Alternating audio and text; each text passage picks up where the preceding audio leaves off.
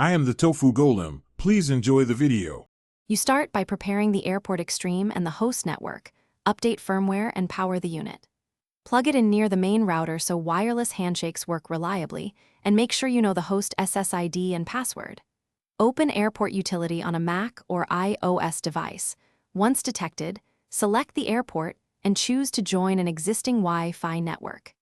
This first action creates the bridge that lets the Extreme act as an extender. Make sure you're on the same subnet for seamless communication. Once the base connection exists, you configure extension mode in Airport Utility. Select Extend a wireless network rather than creating a new network. You must match the host network's security type and password exactly so the router authenticates the Extreme.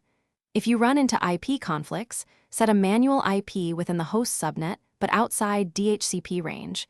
This prevents duplicate addresses. After applying settings, the unit will reboot. Wait for the green light, which confirms the wireless link is active and stable. You finish by verifying the extended network. Check the SSID, signal strength in problem areas, and ensure channels don't clash.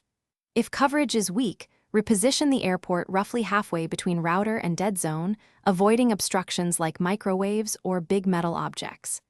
If clients fail to connect, reboot both units, re-enter the host password, then reapply extension mode. For best reliability, use an Ethernet backhaul between router and airport. If nothing works, reset to factory settings and repeat the steps to eliminate configuration errors. Thanks for watching. Consider subscribing if we helped you today.